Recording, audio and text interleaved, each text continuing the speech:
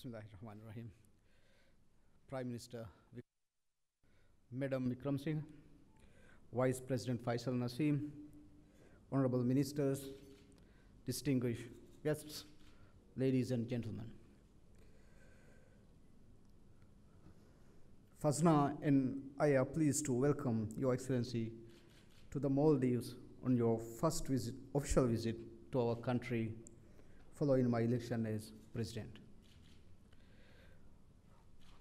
At the outset, I would like to begin by thanking you. During your illustrious career as one of Sri Lanka's most prominent statesmen, your tireless efforts have been crucial to elevating the relationship between our two countries to even greater heights. The bond between our peoples stretches far back into the midst of antiquity. If we go through the multitude of myths and stories linking Sri Lanka and the Maldives found in our common folklore, we will find an inescapable truth. We are more than just neighbors. We are more than just friends. We are siblings. Indeed, historians tell us that the Maldivian people will find their origins in Sri Lanka. Realizing our kinship requires no specialist knowledge of history. Simply put a Maldivian and Sri Lankan together. Listen to how they speak, the food they eat, how they even look. You will find much that is not only familiar, but indistinguishable. This is why so many Maldivians feel so comfortable calling Sri Lanka as a second home without exaggeration. It is why so many Sri Lankans, in turn, find themselves warmly embraced on our shores. So many of our countrymen, Prime Minister, have found their particular niche. So many of your countrymen, Prime Minister, have found their particular niche in the Maldives, to which they contribute to us as productive members of our society. We are immensely grateful for all that Sri Lanka and Sri Lankans have done for us and continue to do for us. During the hardest time of times, a number of our politicians sought shelter in your beautiful island. Your government and your people gave us hope and confidence to strive harder and to dream bigger to reach where we are today.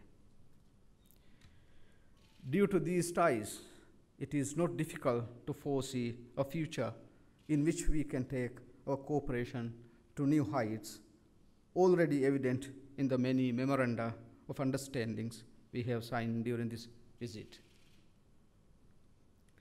It is also why we are excited to have Your Excellency here for the duration of the 4th Indian Ocean Conference, which will commence tomorrow, in which senior representatives from across the region will gather to discuss and deliberate on the most salient issues confronting the Indian Ocean and how to do best address them. Increase in our general security cooperation is especially necessary now, given the urgency of meeting the menace of the 21st century terrorism. The Maldivian people were horrified when on the Easter Sunday of this year, a group of cowards perpetrated one of the worst acts of terrorism that Sri Lanka has suffered in over a decade following the conclusion of its civil war, killing hundreds of innocent people. We were as horrified by the senseless carnage as we were impressed by the fortified and grace of the Sri Lankan people, who embraced what is best about the country, its tolerance, its diversity, and the spirit of kinship and warmth that exists between its many communities. In the aftermath of that attack, the Maldives expressed our solidarity with Sri Lankan people and resolved to do our utmost to do all that we can in partnership with your country to complete the work of finally eradicating this menace. Prime Minister, the Sri Lankan people are our brothers and sisters. They are our friends, colleagues, and partners. When Sri Lanka hurts, we hurt. When Sri Lanka prospers, we prosper. We are kin. We have endured with Sri Lanka some of its darkest days and have shared your optimism when you open hopeful new chapters in your history. You have in turn done the same for us.